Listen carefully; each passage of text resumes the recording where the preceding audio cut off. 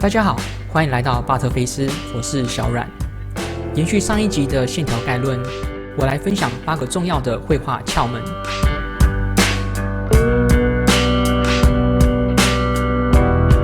一般人在读书写作时，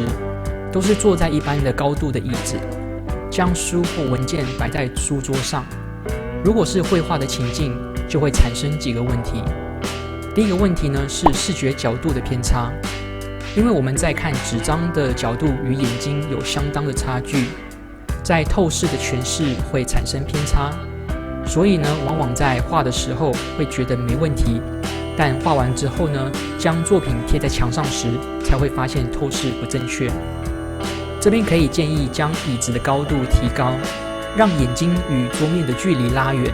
降低视觉角度所造成的差异。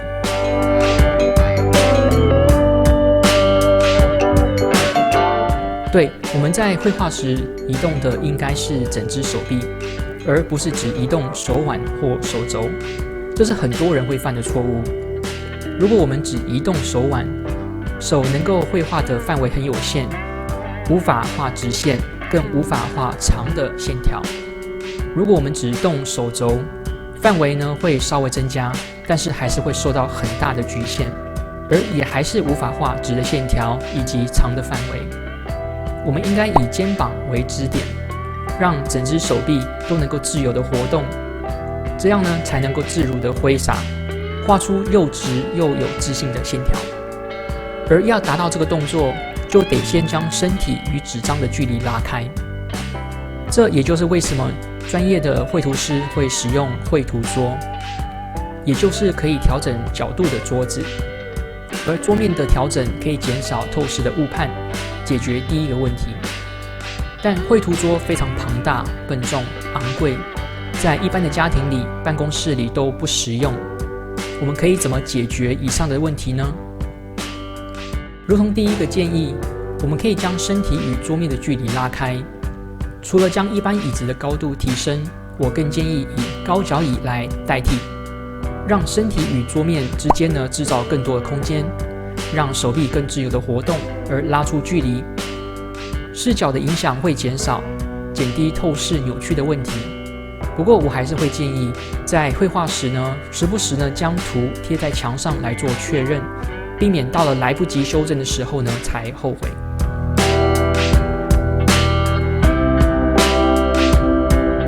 我们的手都是有惯性的活动范围、方向以及出力的方式。依不同人的状况呢，会遇到不好画的线条。比如我是右撇子，所以习惯由左到右的动作，因此遇到某些时候需要逆向动作的时候呢，就会觉得不自然。这个时候呢，与其做出不自然的动作，不如移动或旋转纸张，让绘图环境的条件更有利于自己，绘出顺畅、有自信的线条。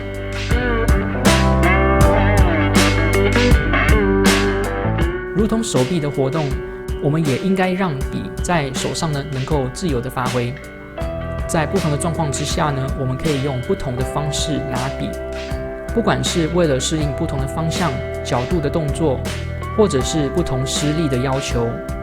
而也建议各位尽量不要让手与纸面来做接触，以浮动的方式画图，能够让动作更自如，也避免手与纸之间的摩擦造成图画的污染。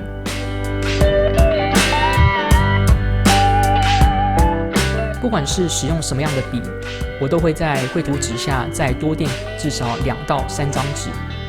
这是为了让笔触更好，更能够容易的创造线条的轻重，线条呢也会比较饱满。这是因为当纸变厚时，会有更多的柔软度让我们施展压力，力量越大，纸与笔的接触面积就会越大，就能够画出更深更宽的线条。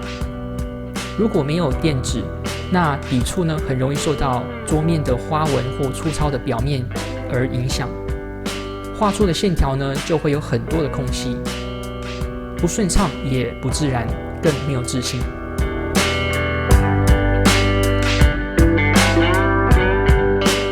不管你画的是铅笔的素描或麦克笔，我相信各位都会遇到手污染图画的困扰，手呢也会沾满石墨或颜料。而有经验的画家呢，通常呢会在打完底稿后，依自己呢是左撇子或右撇子而调整绘画的方向。比如说我是右撇子，所以呢我会从左画到右边，尽量避免重复的来回。相反的，如果我是左撇子，那我就会从左边画到右边。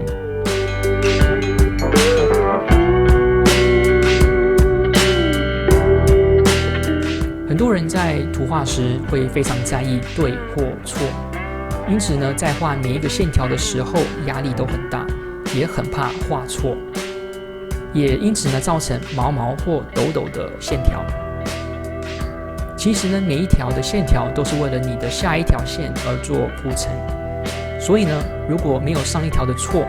你就不会有对的参考。因此呢，每一条线都是重要的。我们在画设计图的时候也是如此，画线条的时候呢，往往呢也是我们在探索设计的过程。因此，连一条线我们都会需要很多次的调整，才能找到我们要的感觉。而我们不会特别擦掉那些错误的线条，但会先控制线条的力道，先轻轻的画，找到对的感觉的时候呢，再下力道。因此，绘画设计图的过程中，很少会有使用到橡皮擦。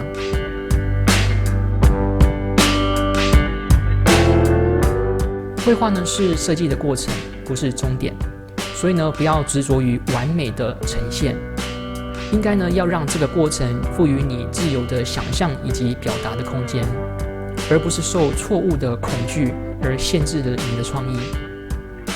呼应上一个重点，绘画呢是我们思考的工具之一。目的是将我们心中的理想透过视觉的方式来表达出来，而这个表达应该是自由的，才能够贴近心中的想法。尺规呢虽然能够帮助我们表达精准的线条，但反而呢会限制感性的表达。设计在很多层面上有相当的感性内容，这些感性在使用尺规的时候就会被压抑。比如画汽车的轮子的时候呢，徒手画跟使用椭圆规就会有很大的差异。而能够舍弃对尺规的依赖，在绘画的能力上也是信心的指标。有自信的线条才能表达有自信的设计，而有自信的设计才能得到观众对你的信心。希望大家呢能够将绘画这个技能变成像语言一样的沟通工具，能够自如的运用，表达不同的深度、广度的想法，而突破语言文化的限制，让好的想法呢能够有效的分享给大家。我之后会分享几个练习线条的方法，各位敬请期待。